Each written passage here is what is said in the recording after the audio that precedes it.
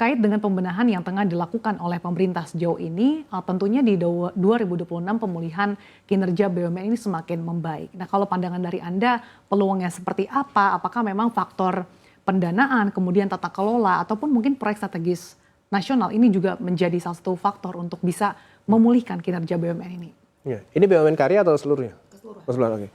Jadi memang saya pikir memang saatnya untuk para investor untuk masuk ke BUMN yang listed ya, karena mereka juga udah kita benahi dengan baik. Kita udah di sini udah ada Danantara. Danantara fungsinya sangat strategis sekali. Mereka holding dari seluruh BUMN.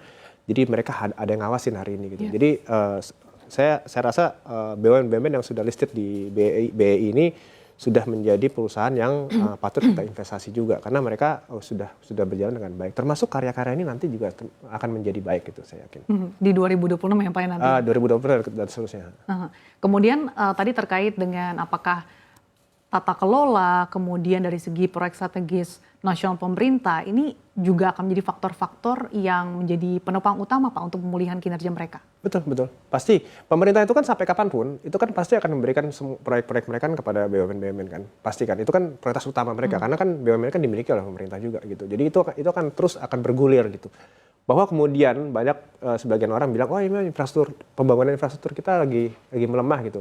Tapi pembangunan di Indonesia itu bukan hanya infrastruktur aja, banyak sekali yang kita lagi bangun gitu. Pak Prabowo terus membangun negara ini dengan baik gitu. Jadi jangan takut, jadi proyek-proyek itu pasti akan terus ada. Banyak gitu. mungkin khawatiran juga karena ada efisiensi anggaran dari pemerintah, jadinya proyek infrastruktur atau mungkin turunannya tidak berjalan. Ini bagaimana pandangan Anda Pak? Itu 2025 itu. Itu efisiensi 2026 insya Allah efisiensi untuk pembangunan Indonesia ini akan sedikit berbeda dengan 2025 gitu. Kita dengan adanya Danantara, dengan adanya investasi lain yang ada Danantara ini kan beda dengan 2025 ya. Insya Allah mudah-mudahan 2026 ini akan lebih baik lah. Ya. Jadi BUMN bisa berlari kencang ya Pak? Iya, harus. Dan tentunya di tengah pembenahan tata kelola BUMN yang ada saat ini, reformasi BUMN ini diharapkan bisa meningkatkan kepercayaan investor. Nah, pandangan DPR seperti apa?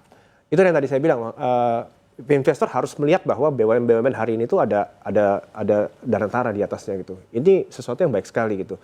Ini harus menjadi sebuah keyakinan dari investor untuk berinvestasi di BUMN yang listed di BEI gitu.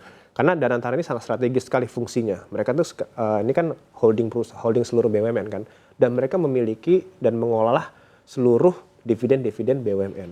Hanya Danantara yang mengolah. Itu kan baik sekali gitu. Artinya BUMN ini punya seorang bapak gitu, saya ibaratkan seorang bapak, dan bapaknya itu punya uangnya banyak gitu.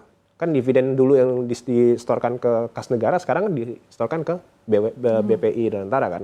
Nah, jadi udah nggak ada lagi tuh permasalahan yang antar, kita nggak punya uang segala macam, itu Danantara harus punya uang semua. Artinya transparansi pasca merger juga akan ditingkatkan ya Pak? Pasti. Itu kan salah satu sebabnya kenapa kita rugi itu kan karena nggak ada terketerbukaan kan, itu akan kita lakukan.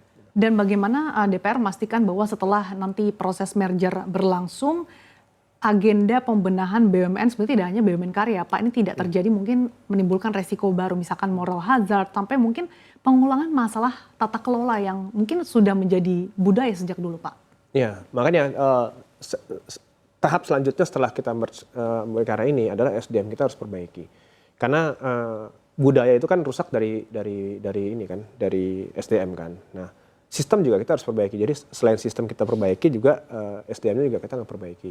Itu tugas perbaikan sistemnya seperti apa Pak? Ya saya nggak bisa case by case ya. Sistem yang ada nanti kan dari merge 7 perusahaan menjadi 3 ini kan, satu perusahaan itu kan harus punya sistem baru gitu kan. Nah, sistem baru itu harus sebuah sistem yang sangat baik sekali untuk menjalankan perusahaan itu gitu. Jadi sistem lama kita harus hilangkan karena itu udah terbukti bahwa itu tidak efektif dan membuahkan kerugian. Kita harus membuat sistem baru. Nah, itu tugas Danantara untuk membuat sistem itu, dan tugas Danantara untuk memasukkan SDM yang terbaik rakyat Indonesia yang bisa berjuang di situ gitu, dan yang tidak anti korupsi, yang tidak berkorupsi. Jadi itu fungsinya Danantara.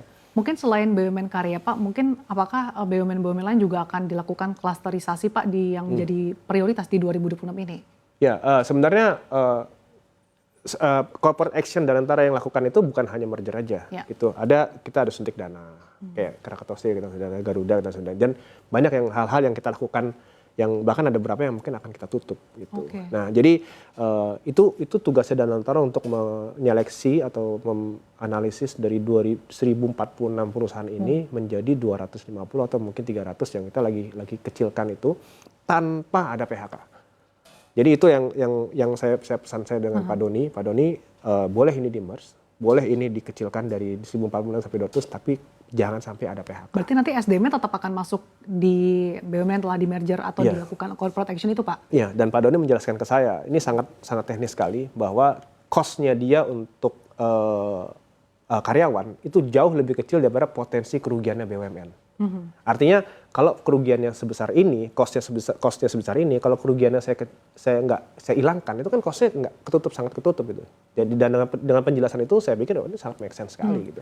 Tapi kalau tanpa PHK, Pak, artinya SDM yang mungkin kinerjanya tidak sesuai harapan atau mungkin secara budaya juga melakukan pelanggaran atau tidak sesuai aturan, ini gimana Pak supaya memastikan bahwa ketika sudah ada corporate action yang baru di tubuh BUMN yang baru tidak mengulangi kesalahan yang sama? Ya, kalau pelanggaran otomatis kan itu pasti ada hukumannya ya gitu.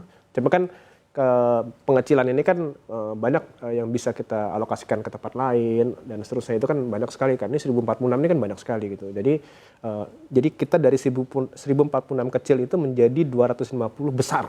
Nah, itu kan sebenarnya sama aja. Karyawan sama segini cuma menjadi perusahaan, tapi satu perusahaannya dikit tapi besar gitu.